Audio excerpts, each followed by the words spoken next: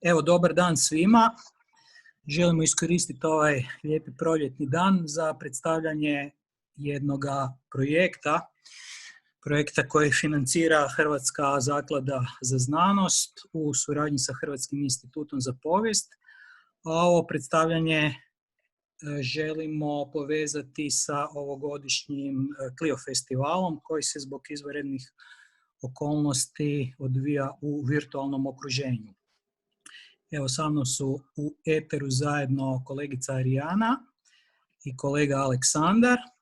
Pozadini, to jest na ekranu, možete vidjeti i PowerPoint prezentaciju programa koji se zove Mapiranje parlamentarnih izbora od 1848. do 1918. godine u Hrvatskoj.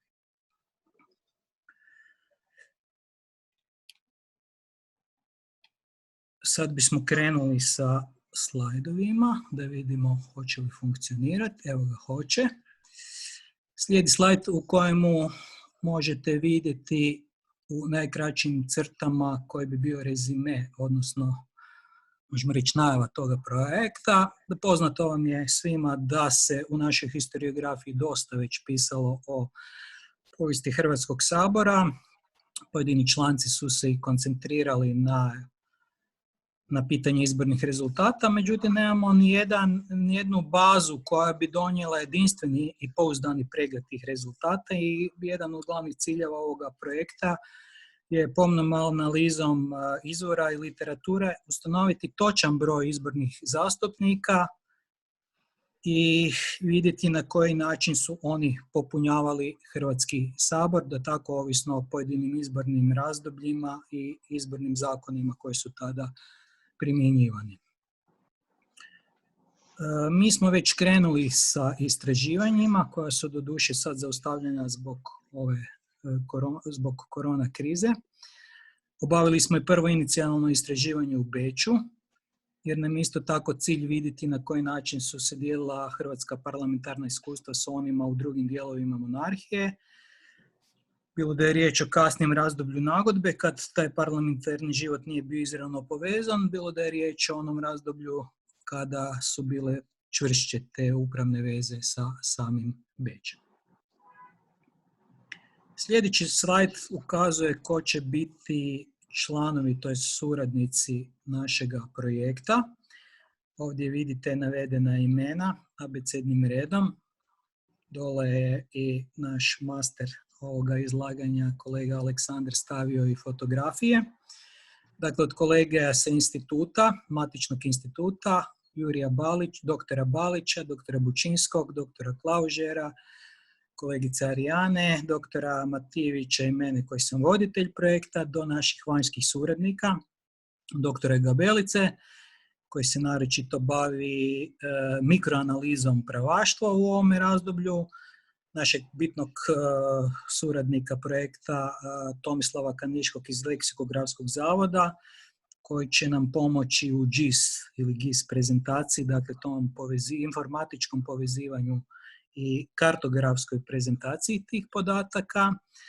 Zatim je tu kolega Vlad Popović iz Kluža sa tamošnjeg sveučilišta koji je ispitivao parlamentarno mapiranje, možemo reći, odnosno parlamentarna kretanja na području Erdalja i Transilvanije, odnosno Transilvanije. Tu je naš mađarski, to je hrvatski kolega, prošlogodišnji laureat, mislim, isto tako HNOPS-a, kolega Dinko Šokčević, koji će nam biti poveznica sa mađarskim iskustvima, i konačno kolega Marko sa Splitskog sveučilišta, koji će nam omogućiti komparativno sagledavanje iskustva Banske Hrvatske s onima na području Dalmacije i tamošnjeg kurijalnog izbornog sustava.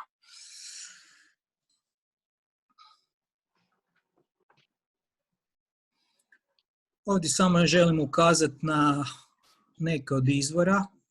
Dakle, ovdje smo samo selektivnu grupu naveli s čime smo započeli naš istraživački put.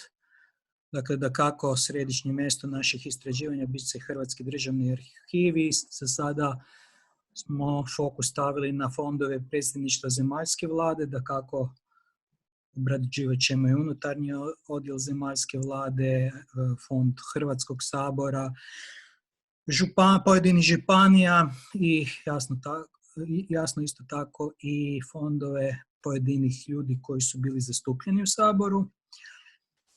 Ovdje smo naveli neke od fondova koje smo do sada obradili u Beču. Bilo da je riječ o Hofstadt arhivu, općem upravnom arhivu, odnosno ratnom arhivu, gdje smo prikupili neke od podataka koji će nam biti dragocjeni za sagledavanje političkog reljefa promatranog razdoblja. To je nešto što nam predstoji, to je istraživanje i u Mađarskom arhivu, glavnom arhivu u Budimpešti. Jasno, zbog kompletiranja svih podataka bit će potrebno provesti malo dublje istraživanje mogućih potencijalnih fondova u raznim hrvatskim arhivima, bilo da je riječ u Zagrebu, odnosno izvan njega.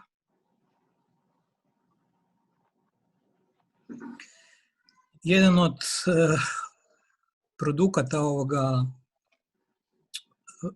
projekta bit će i izrada baze podataka. Ovdje skrećemo pozornost na bazu svih saborskih zastupnika. Do sada smo prikupili više od 1060 prezimena i imena saborskih zastupnika. Ovdje vidite masku te baze podataka, odnosno kategorije koje će biti uvrštene, iz kojega ćete moći pročitati prezimena i imena zastupnika, kotara u kojima su oni pobjeđivali, stranačku pripadnost ako je postojala, termin mandata, popratnu biografiju i upute koje nas upućuju na izvore, odnosno literaturu, i bit će dakako označeno ime autora te jedinice. Kad sve to prikupimo, a dužnost nam je obraditi sve izborne periode, odnosno razdoblja od 1848. Ovdje smo stavili do 913. kad su bili provedeni zadnji redoviti saborski izbori. Onda će uslijediti analiza tih mandata, gdje ćemo onda nastojati pokazati sve ono što smo naveli u prethodnoj bazi, prije svega tu stranačku, odnosno interesnu podijeljenost tih mandata. Sve to bit će popraćeno dakle, istraživanjem izvornog gradiva, dakle ovim našim preliminarnim ili dosadašnjim istraživanjima, gdje smo našli pojedine iskaze gdje se točno vidi kako su tko su u stvari bili pojedini izbornici, a postoji slučajevi gdje možemo vidjeti kako su oni glasovali jer je bilo javno glasovanje. Tu sad imamo jednu isto temu koja je veća, to su biografije zastupnika. Ovdje vidite ilustracije s lijeva na desno od Erazma Barčića preko biskupa Strossmayera i Ante Starčevića.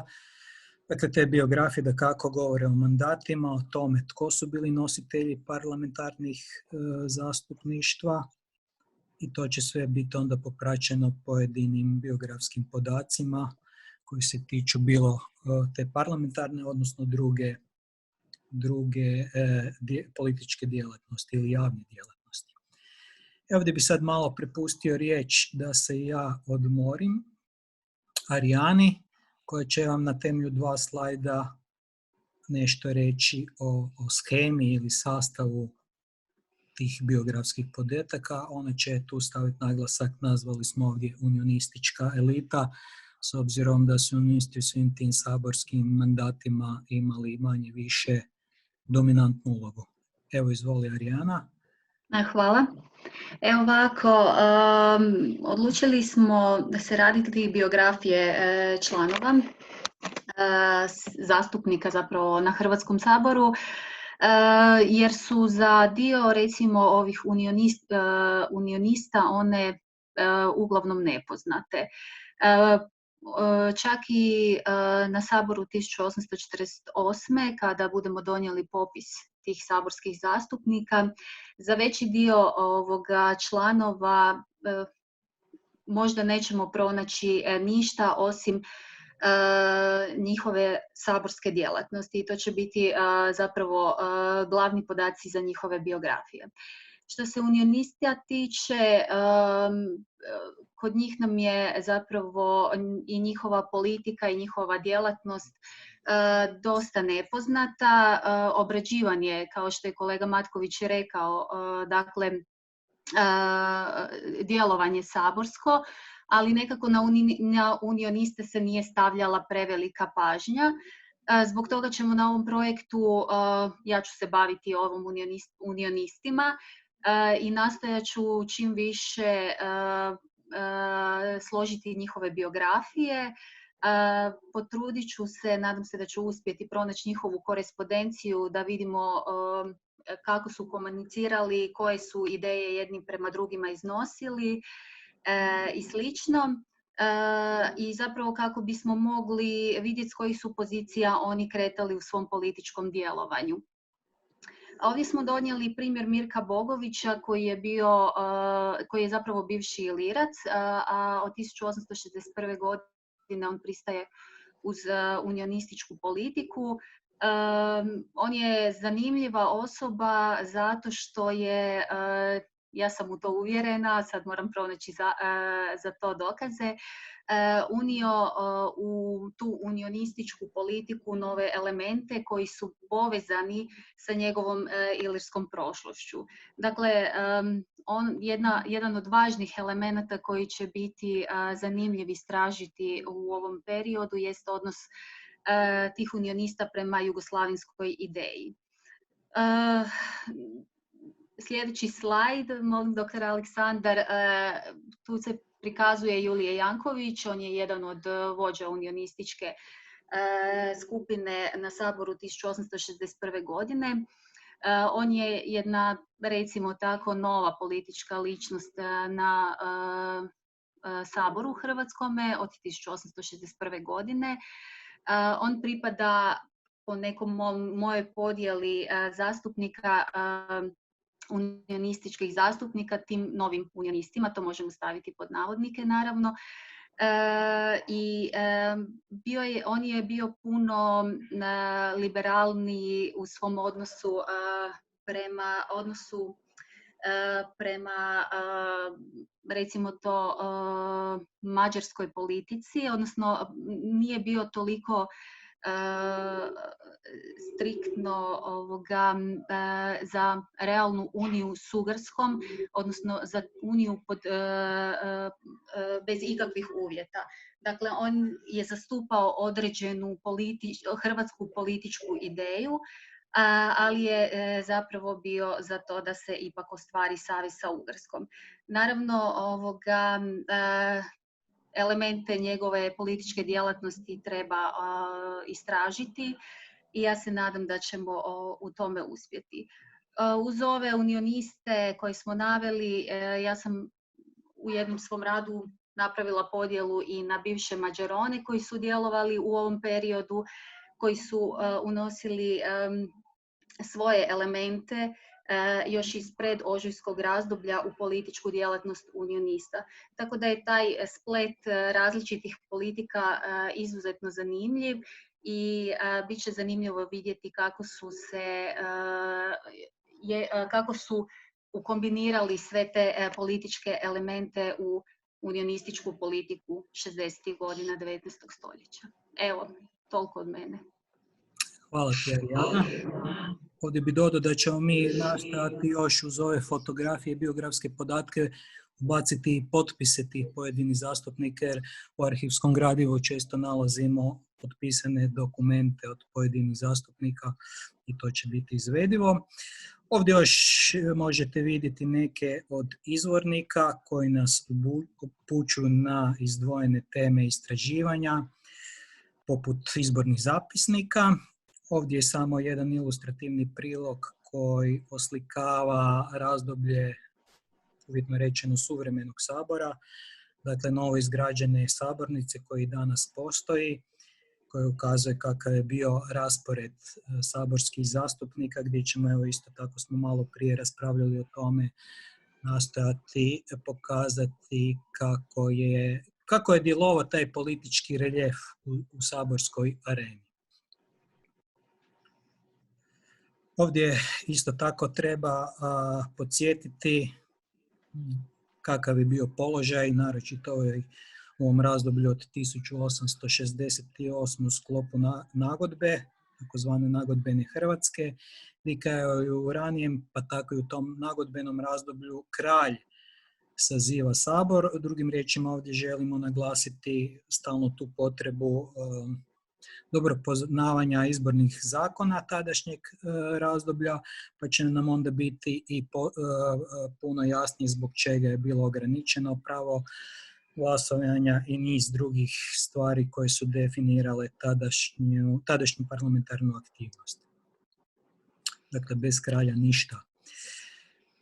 Do sada ste mogli svi vidjeti da smo naglasak stavljali na gradivo, koje nam je ključno, jer ono najbolje verificira, potvrđuje određene podatke, ali isto tako neizbježan postupak u istraživanju su i novine, bilo da je riječ o prikupljanju dodatnih obavijesti, odnosno upoznavanja duha vremena kroz različite ideologije. Dakle, tu možemo pratiti kako su pojedine političke stranke, odnosno predstavnice određenih interesnih skupina, gledale na parlamentarni proces, odnosno kako su se ponašale u izbornim kampanjama.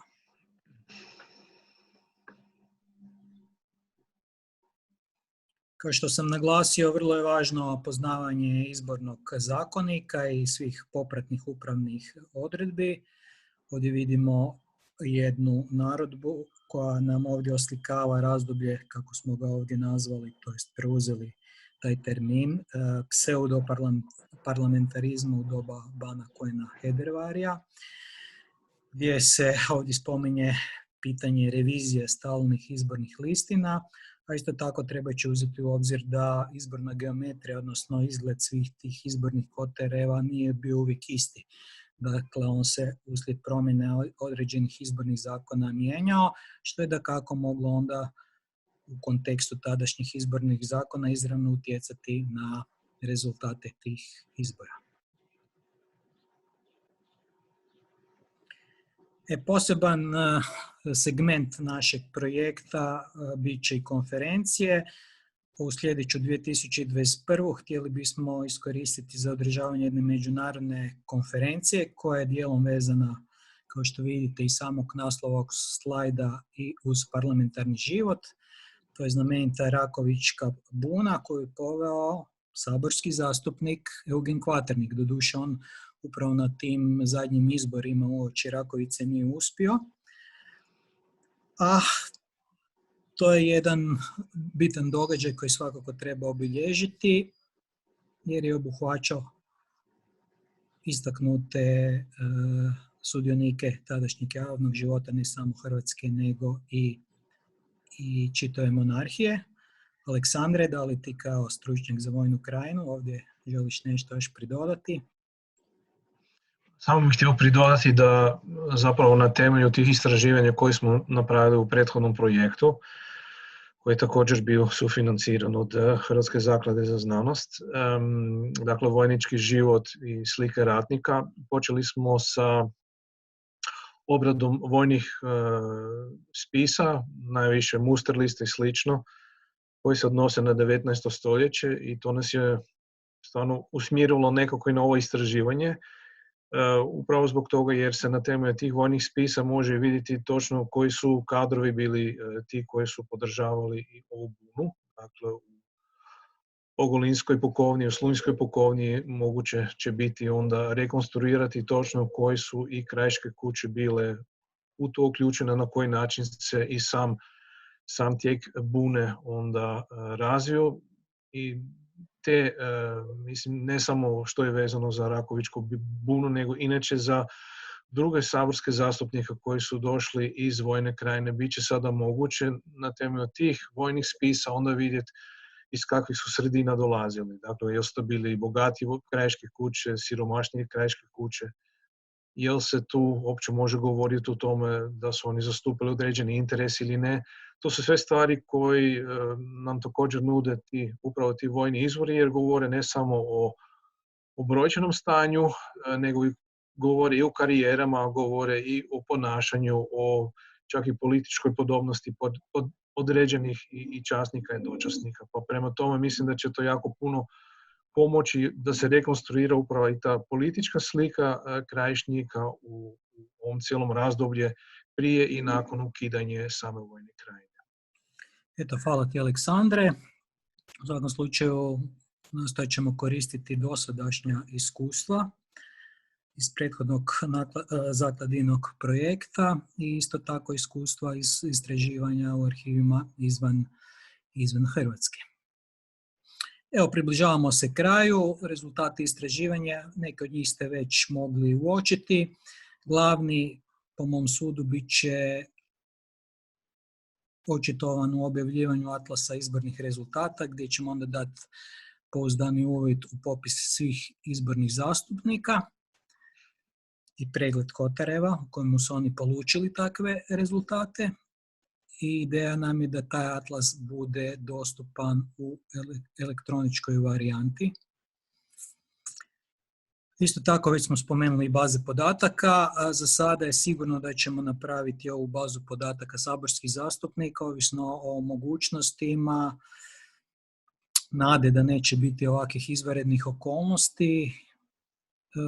Vjerujemo da bi mogli i barem otvoriti i dovršiti veći dio jedne baze podataka koja bi obuhvaćala i popise drugih kandidata, dakle onih ljudi koji su ulazili u ovaj postupak, a nisu osvajali mandate, jer je tu se može dobiti dobar presjek tadašnje hrvatske političke, ali i društvene i ekonomske povijesti. Dakako, kao i svaki projekt, mi namjeravamo objaviti više knjiga, članaka i kritički pripremljenog izvornog gradiva. Ne bi sada specificirao sve te teme, one su naznačene u materijalima koje smo predali prilikom natječaja, a dogledno će se pojavljivati i na našoj web stranici koja je u tijeku izrađivanja, a nosi naslov mapar.isp.hr. Evo ga, i nadam se da smo uspjeli u primjerenom roku skrenuti vam pozornost na naš projekt. Želim iskoristiti ovu prigodu da se zahvalim svima koji su meni osobno izašli u susret prigodom pokretanja ovoga projekta i da kako na kraju želim sve najbolje ekipi koja vodi ovogodišnji virtualni Clio festival, u nadi da ćemo se uskoro svi naći bez ovog pravila fizičke distance. Hvala vam na pozornosti. Hvala. Bog.